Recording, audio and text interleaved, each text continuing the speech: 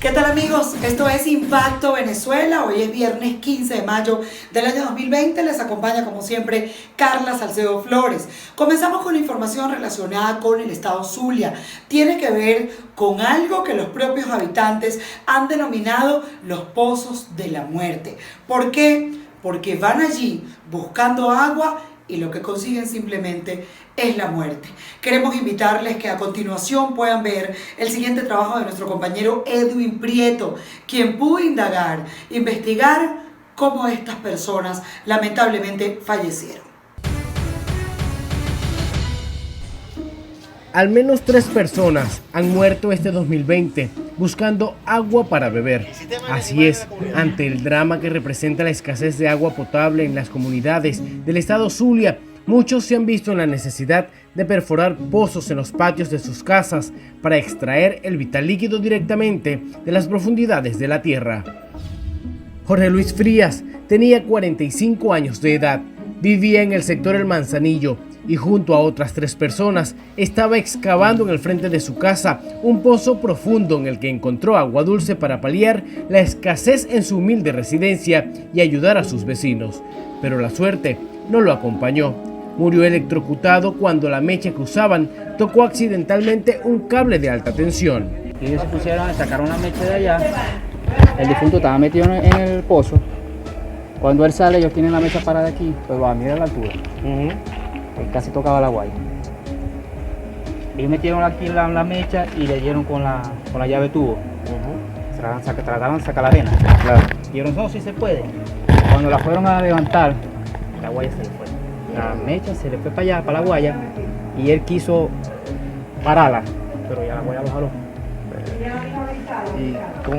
Y él quedó pegado. Jorge Luis era muy querido en su comunidad y de él solo quedaron sus chanclas achicharradas. La electricidad lo destrozó. Sus familiares, algunos con discapacidades motoras y sus vecinos aún no creen lo sucedido. Deja eso, negro, que ya no vas a sacar nada, agua no vas a sacar. Y él decía, yo le dije todavía en la mañana, como a las 9 que yo me acerqué aquí, yo le dije, negro, cuando se vaya a meter al pozo, presínese y entra a su pozo. Entonces el otro muchacho vino y dijo que primera persona que llevo que se acerca a nosotros y nos da una esperanza de que vamos a conseguir agua. El otro se quedó afuera y el negro bajó al pozo.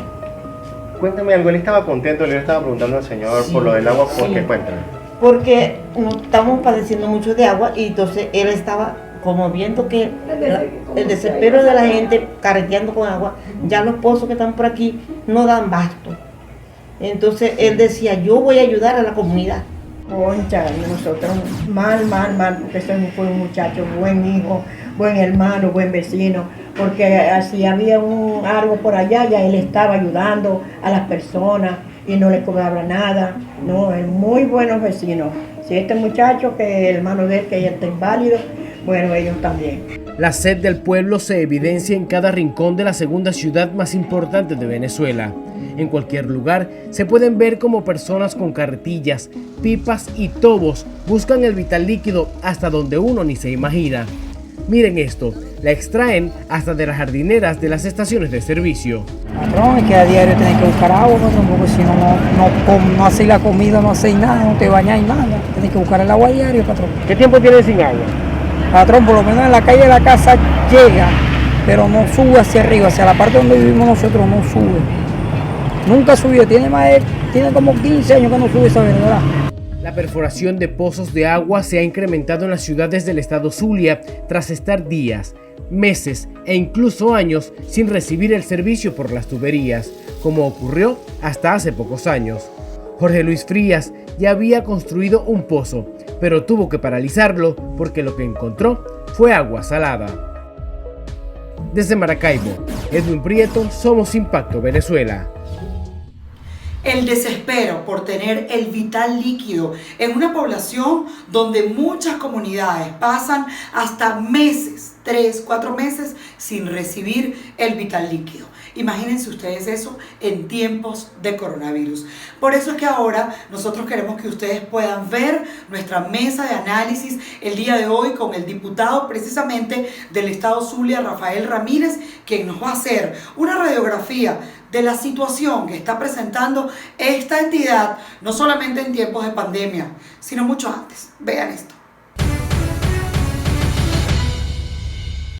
Amigos de Impacto Venezuela, en la mesa de análisis el día de hoy conversamos con el diputado venezolano Rafael Ramírez a propósito del estado Zulia, la compleja situación. Le acabamos de presentar a ustedes en imágenes lo que significa que una familia, una persona decidan ir a buscar agua en un pozo y lo que encuentren sea la muerte. Hay una situación desesperante en el estado Zulia y por eso el día de hoy queremos dedicar nuestro tiempo y nuestro espacio para que podamos de alguna manera desglosar las distintas calamidades por las que atraviesa esta población venezolana. Diputado, le saludamos, ¿cómo está?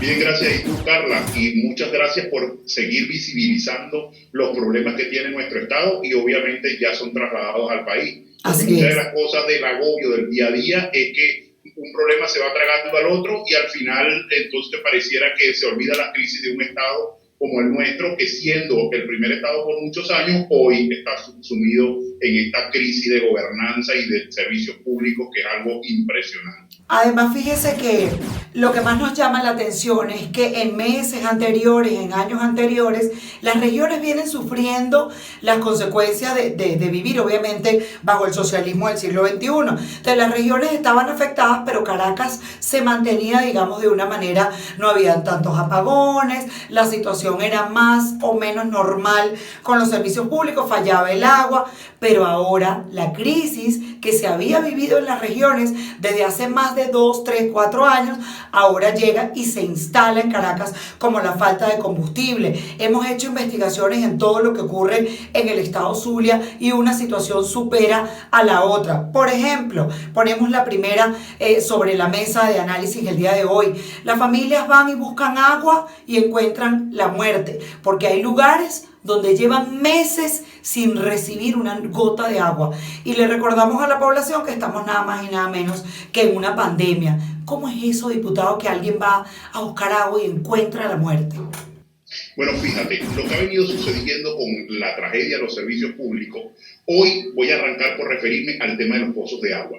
Eso es una práctica en donde incluso hubo momentos en que las alcaldías, hace algunos años atrás, intentaron ellos perforar sus pozos, es decir, la alcaldía, para que la gente pudiera conseguir agua y de alguna manera ir llenándose para surtirse del agua, porque extrañamente nosotros vivimos cerca del lago más grande que tiene América Latina y no podemos surtirnos de agua. Entonces eso trajo una práctica que fue la perforación de pozos.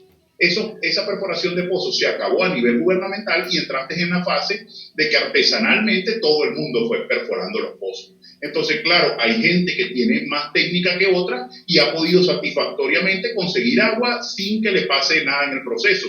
Pero este es un proceso muy artesanal que por lo artesanal carece de medidas de seguridad, que depende básicamente de la experticia que pueda tener la persona, y en ese desespero que tenemos actualmente, porque además a todo lo que has dicho, agrégale que ya el verano entró en el Zulia, por ejemplo, ahorita, entonces aquí nosotros tenemos temperaturas. Hoy, ahorita cuando venía antes de tu entrevista, estaba en 37 grados. Ahorita a las 3 de la tarde, eso significa que a las 12 puede estar en mucha mayor temperatura. En esa onda, la gente se ha dedicado a perforar los pozos sin experticia. Al perforar tienes que meter electricidad para poder meter la mecha, y eso ha traído como consecuencia, imagínate tú, ese caldo, es decir, un pozo de un diámetro X que tenga agua y tenga electricidad al mismo tiempo con personas sin ningún tipo de medida de seguridad, lo que van a encontrar es la muerte. ¿Qué es lo que ha venido pasando con los servicios públicos a lo largo de estos años? Porque antes era que perforaban, por ejemplo, aquí ha habido gente que se ha muerto perforando los tubos de la Lara Zulia buscando agua, creyendo que eran agua. Cuando perforan, que le dan el cincelazo, hace chispa y eran tubos de gas. Entonces explota la gente pensando que eran tuberías de agua para efectos de robárselo con una manguera o para traer agua de allí. Entonces esa crisis de servicio público ahora la encontramos en estos pozos de la muerte que ha seguido la gente en el desespero perforando y automáticamente ha venido acumulando, ya creo que van más de 3 casos en el caso del Zulia, de gente que ya se ha muerto electrocutada por eso y seguramente no va a parar, más los casos que no sabemos porque al final la gente lo que está es desesperada buscando agua no solo para el tema del coronavirus, sino agua. Tú tienes que ver las carretillas de gente ahorita, a esta hora de la tarde, paseando con las carretillas y los botellones de agua, llevando agua que usan para tomar, pero que también usan para lavar el baño, que usan para cocinar, que usan para todo eso. Gente que evidentemente por la edad tú la ves que no debería estar cargando esos botellones y en ese sentido está un servicio público que está absolutamente colapsado. Cuando empezó la pandemia, supuestamente establecieron un sistema de rotación de cisternas, que es mentira. Las cisternas solo van a tu sector si le das $35 por camión, pero al tú darle los $35 por camión tienes que esperar que te llenen la pipa y la pipa se pague en efectivo en una cantidad de dinero y esa pipa en efectivo pues evidentemente solo te puede durar 2 días una familia de 4 personas. Claro, sí, es que la radiografía que usted acaba de mostrar nos habla de una realidad que no solamente afecta a los zulianos, sino que además preocupa mucho la cantidad de enfermedades que pueden venir luego de esto. Es decir, hablamos de un estado que genera enfermedades. Recordamos hace algunos meses, tuve la oportunidad de hacer un trabajo de investigación con nuestro compañero Edwin Prieto del estado Zulia y tenía que ver con los derrames petroleros que hay en diferentes zonas del estado Zulia y cómo hay tantos niños afectados, llenos de salpullidos, familias totalmente desnutridas y que además los pozos y los derrames de petróleo los tienen en las puertas, en las casas. Entonces, claro, nos alarma muchísimo ver una situación tan dantesca como esta, porque no es solamente que falte el agua, sino que además están sufriendo con derrames petroleros. Y esto voy a agarrar con pinzas algo que usted acaba de decir y tiene que ver con las temperaturas. Para los amigos que nos ven en otros lugares del mundo, hablamos de unas temperaturas que normalmente están en promedio cerca de los 40-45 grados. Sacan los colchones a la calle para poder dormir porque el calor no los deja en paz, porque los zancudos pican a los niños, porque hay dengue. Esto es, diputado, realmente alarmante para quienes somos padres, pues obviamente pensar en un niño lleno de salpullidos, en los zancudos con el pata blanca y con lo que significa el dengue. Allí sacan los colchones a la calle, diputado, ¿duermen en la calle? Pero es que no solo es que duermen en la calle, es que fíjate, cuando tú tienes un problema tan severo como el tema eléctrico, que es nuestro principal problema que genera a todos los demás, porque si no tienes agua, si no tienes electricidad, no hay bombeo de agua, pero si no tienes electricidad, tienes que abrir las ventanas. Pasan varias cosas cuando abres esa famosa ventana. La primera es que tienes que dormir en la calle.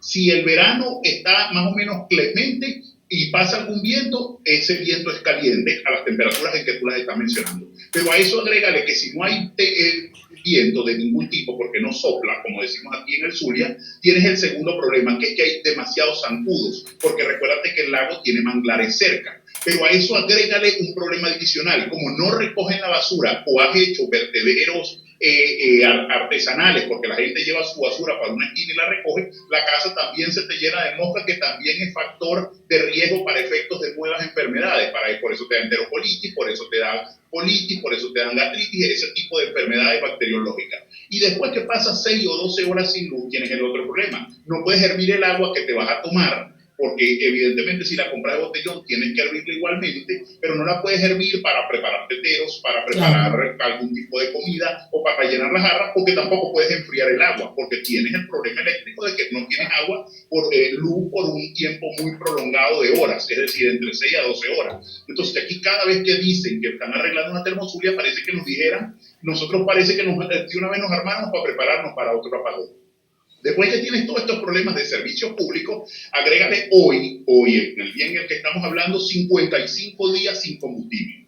Nosotros empezamos a no tener combustible antes de que empezara la pandemia. Es decir, la cuarentena se decreta un 13 de marzo. Nosotros ya la semana antes no había surtido de gasolina para los particulares en las estaciones de servicio sin que hubiera cuarentena en ese momento. Y automáticamente eso ahora te pone el precio de la gasolina a $2 el litro.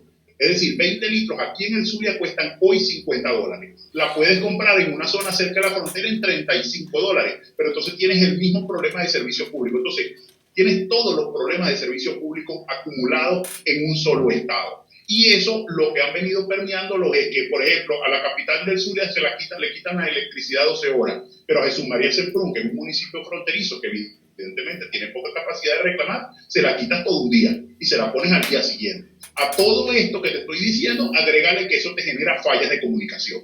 Entonces, no tienes electricidad, no tienes agua, no tienes, en lo que no tienen electricidad o porque no les llega, empieza a disminuir la presión de gas, porque eso también trabaja con electricidad y automáticamente está sin conexión. A todo esto, agrégale que tienes una economía completamente dolarizada o en pesos.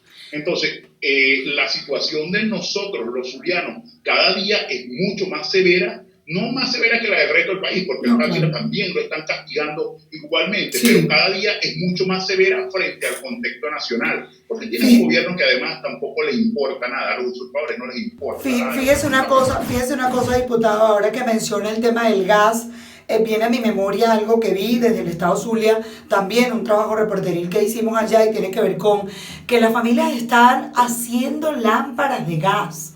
Es decir, agarran una tela de blue jean, lo mezclan, creo que es con una vela, inventan algo con unas lámparas de gas, lámparas caseras. Eso de alguna manera en países, digamos, normales, un país como Perú, Bolivia, Ecuador, Chile, Argentina, es una cosa definitivamente impresionante que haya que hacer lámparas a gas para poder de alguna manera sortear la bendita suerte de tener electricidad. ¿Usted ha visto estas lámparas? ¿Las ha fabricado? ¿Las conoce? Yo he visto las lámparas y sé que las venden en una autopista muy conocida de aquí, lo que se denomina la autopista 1 para efectos de venderla. Pero es que ese primitivismo también lo estás trasladando ya al tema del transporte público. Aquí hay pocas unidades de transporte público y tú ves la gente montada en camiones, ya ni siquiera camiones sin baranda y descubiertos como era antes, que bueno, uno podía decir que eso era lo que se denominaba en el Zulia chirrinchera.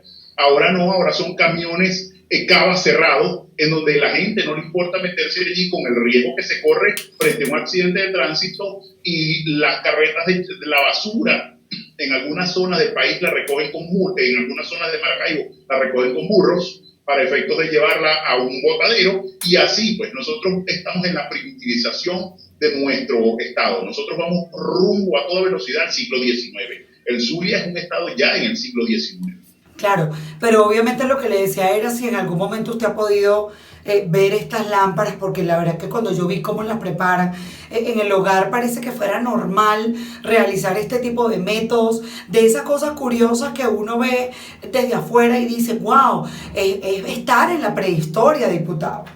Total, las lámparas las hemos visto, pero a eso de la lámpara, agrégale que en esa casa donde seguramente se está haciendo esa lámpara de gas, cocinan con leña también, que es otra cosa que ya te llevó al primitivismo. Es decir, nosotros tenemos sectores populares, el cordón que llama uno Maracaibo Oeste, o los municipios foráneos que ya cocinan con leña como modo de vida. Sí. Es decir, ellos no tienen ninguna posibilidad de acceso al gas porque no hay tuberías y automáticamente ya se encuentran cocinando con leña. Entonces, esas lámparas de gas vienen normalmente acompañadas por la compra de la leña, porque la leña no es gratis. La leña aquí también la venden, o no la venden en dólares, evidentemente, pero hay que tener plata en efectivo, porque aquí tenemos otro problema, tampoco tenemos efectivo para comprar ese tipo de cosas. Sí, diputado, ya para finalizar, quería que me diera su opinión sobre la operación Tuntún, que la comentaba, pues el día de hoy Diosdado Cabello, ya es tendencia nacional, que están haciendo una especie de llamado a los médicos, a bioanalistas, a todo aquel que pueda informar sobre el tema del coronavirus, cifras, exámenes, pruebas chinas, todo aquel que mencione lo que tenga que ver con el coronavirus y que no sea oficial, le sale Operación Tuntún. ¿Usted ha sido víctima de esta operación?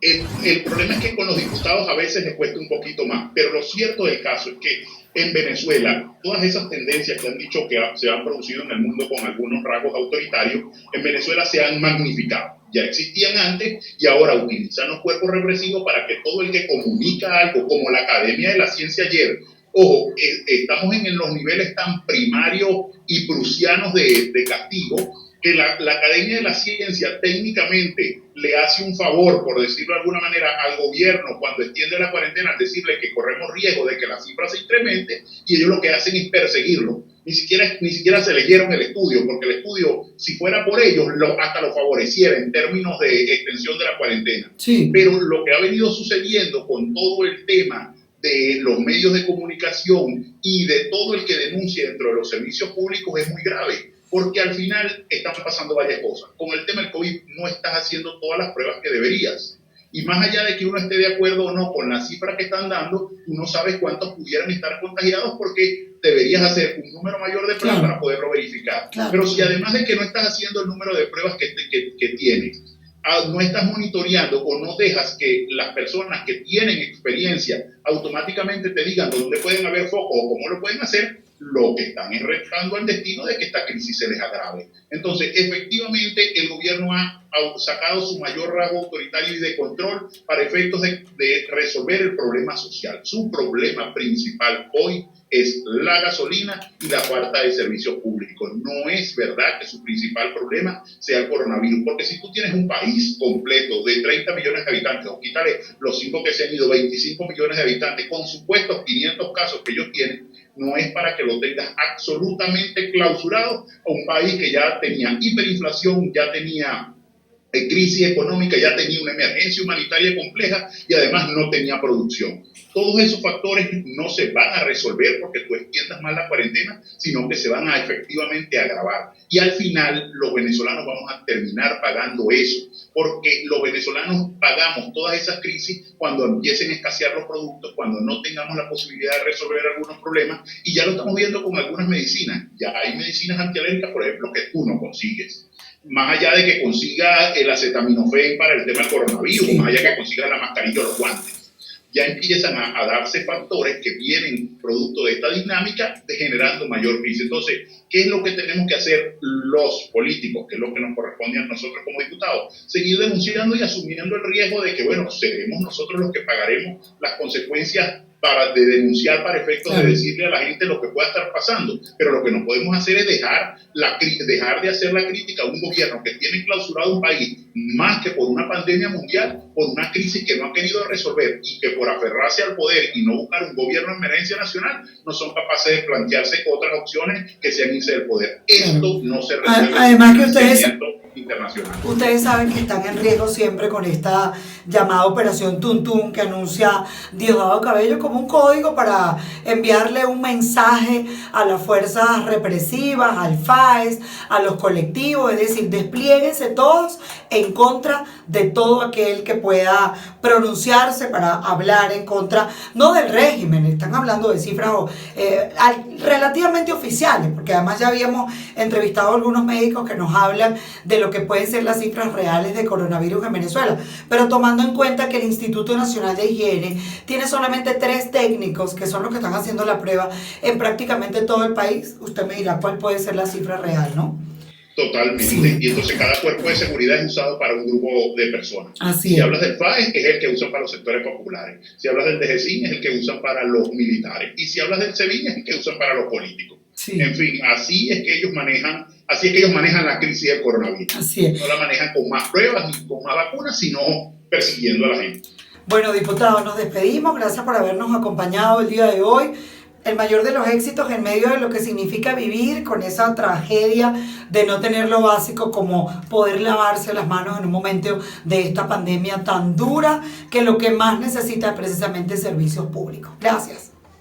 A ti por la entrevista y muchas gracias porque es visibilizando este tema que podemos de alguna manera contribuir. Rafael Ramírez, diputado del Estado Zulia, ha analizado con nosotros la situación de esta importante región venezolana, no solamente lo que tiene que ver con la crisis que afecta a toda Venezuela, sino además esta famosa Operación Tuntún que ha anunciado el presidente de la Asamblea Constituyente de Nicolás Maduro, Diosdado Cabello. ¿Qué ha dicho? Pues básicamente que se va a perseguir y se va a seguir amedrentando en un país donde prácticamente se han convertido en una fábrica de represalias, de amedrentamiento, de perseguir al que piensa diferente, pero además de poder torturar y tener un lugar donde hay nada más y nada menos que 367 presos políticos. Todos los días cambia la cifra, por eso en algunos momentos uno duda porque de repente sacan unos presos y meten otros. Por eso a esta hora queremos que nuestra compañera Mildred Manrique nos amplíe un poco qué fue lo que dijo Diosdado Cabello. Mildred, te escuchamos. Gracias, Carla. El número 2 del chavismo, Diosdado Cabello, a través de su programa de televisión Con el Mazo Dando, pidió a los cuerpos de seguridad que le hagan una visita a los integrantes de la Academia de Ciencias Físicas, Matemáticas y Naturales en lo que es la denominada Operación Tuntún. Yo les voy a decir algo. Yo leí este artículo y leí las referencias. Esto es una invitación para que los organismos de seguridad del Estado llamen a esta gente, en verdad. Esto están generando alarma, no tienen ni una sola prueba de que el Estado no está haciendo los exámenes correspondientes, pero ellos dicen que el gobierno miente, presumen que el gobierno miente. Esto es una invitación a un tuntún, a los que hicieron este informe. Para los que no conocen de qué se trata esta operación, se basa en amenazas que suele hacer el dirigente chavista hacia personas que hagan algún comentario o revelen alguna información que no les agrade. Posteriormente, los cuerpos de seguridad se dirigen hacia sus hogares, les tocan la puerta o se las tumban y se los llevan presos. Su palabra es ley. En esta ocasión le tocó a la Academia de Ciencias por difundir un informe basado en un estudio que hicieron expertos sobre cómo podría ser el comportamiento del COVID-19 en los próximos meses en nuestro país. Ellos alertaron a través de las redes sociales sobre esta amenaza y aseguraron que solamente estaban haciendo su trabajo.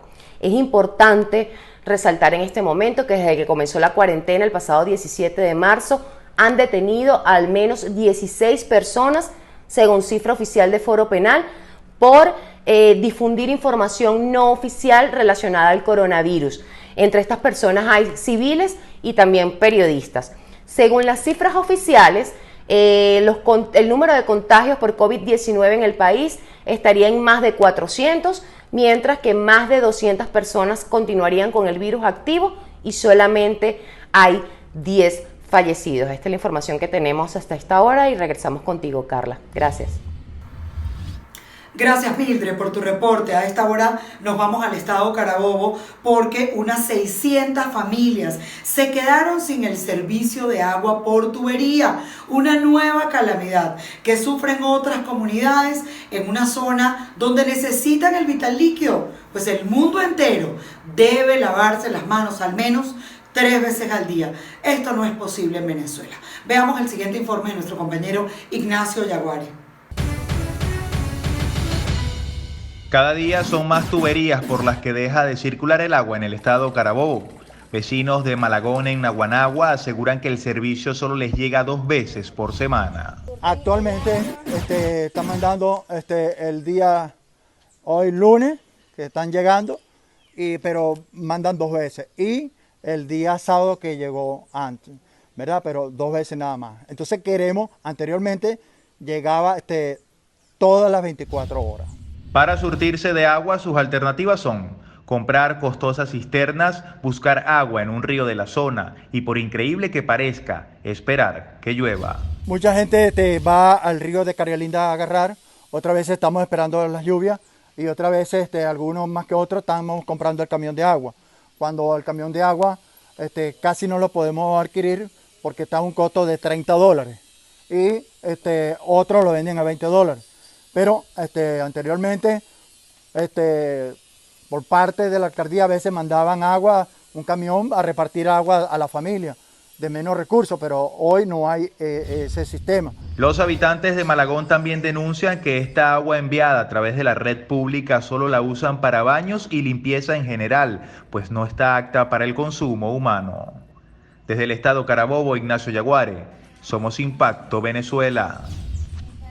Gracias, Ignacio, por tu reporte. Nos vamos al estado Lara y es que la cárcel donde recientemente se registró el fallecimiento de más de 40 reclusos fue totalmente evacuada. Recordemos que muchos de los presos se han quejado en tiempos de cuarentena que no ha habido comida y por eso han registrado algunas huelgas de hambre en los centros penitenciarios del país. Dejemos que sea el informe de nuestro compañero Ramón Vélez quien nos amplíe la información.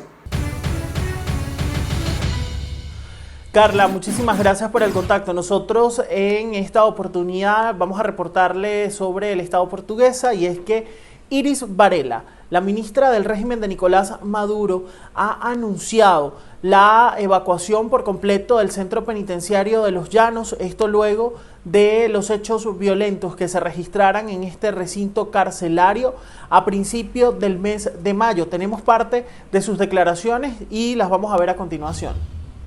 Hemos decidido, con la autorización del presidente de la República, la evacuación absoluta del centro penitenciario de Los Llanos, conocido como Cepella, para posteriormente avanzar hacia la implementación del nuevo régimen penitenciario en ese recinto.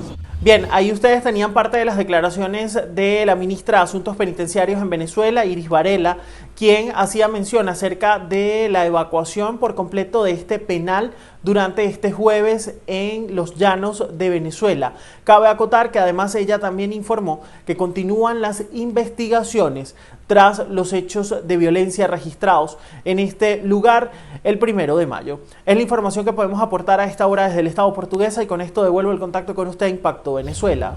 En el estado de Anzoátegui presentaron un plan para disminuir los efectos de la cuarentena. Se trata de un proyecto que busca de alguna manera reactivar la economía en la región. A esta hora hacemos un contacto con nuestro compañero Jesús Albino para que nos cuente más. Reactivar de manera consciente, responsable y escalonada la actividad económica en nuestra ciudad. Es una necesidad y no podemos, en nuestro afán de defender a la gente y de protegerla del COVID-19, terminar matándolas de hambre. En esto estamos trabajando, esperamos una respuesta efectiva y positiva para poder avanzar en esta propuesta de reactivación gradual, responsable en nuestro municipio. El proyecto fue presentado luego del anuncio de extensión del decreto de emergencia económica por la pandemia en el país y buscaría un estado de normalidad relativa que permita a los comerciantes cumplir con obligaciones como los pagos de nómina y a proveedores, además de surtir a la población de insumos que puedan necesitar para su vida diaria. Desde Anzoátegui, Jesús Albino, somos Impacto Venezuela. Gracias, Jesús, por tu reporte. La gobernadora del estado Táchira denunció que el Poder Central no notifica a Corpo Salud Táchira de los casos que se registran de COVID-19. Esto pues obviamente enciende las alarmas porque se podría presentar un problema de salud pública. Nos vamos al estado Táchira con nuestra compañera Marine Glot. La gobernadora de Táchira, Lady Gómez, denunció que desde hace un mes el Poder Central no notifica los casos positivos de COVID-19 a Corpo Salud. Advirtió que esto puede afectar la salud pública del Estado. La gobernadora Lady Gómez informó que a la fecha Corpo Salud ha enviado 133 casos sospechosos a estudios a Caracas, de los cuales 119 han sido descartados, 10 confirmados positivos, pero no todos por las vías regulares.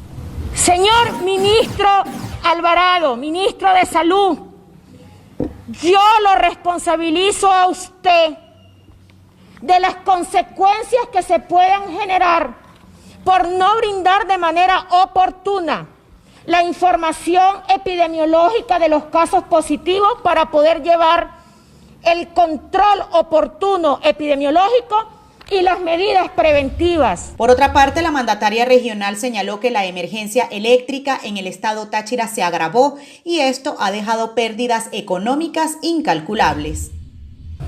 Cuando el señor ministro viene al Táchira, pareciera que el servicio se deteriora o se desmejora, porque anteriormente los cortes eléctricos eran cada 6 horas. Ahora la sociedad, la familia tachirense no cuenta ni siquiera con 4 horas de energía eléctrica al día. Reiteró Gómez que Corpoelec debe resarcir los daños a usuarios. En Táchira, Marine Glot, somos Impacto Venezuela. Gracias, Mariné, por tu reporte. Nos vamos al estado Zulia, y es que el gobernador de la entidad ha anunciado que gracias a la radicalización de la cuarentena han logrado frenar el aumento en los casos del COVID-19. Dejemos que sea nuestro compañero Edwin Prieto quien nos cuente más. En el estado Zulia, los casos con COVID-19 siguen sin incrementarse, de acuerdo a lo que han afirmado autoridades regionales, quienes han asegurado que en las últimas 24 horas han podido contener el virus en el occidente venezolano. Estamos en los procesos importantes de supervisión, de desinfección. Importante resaltar que todo el estado Zulia, en sus 21 municipios en este momento, tenemos aproximadamente 30 puntos, como lo que estamos observando en los procesos de desinfección.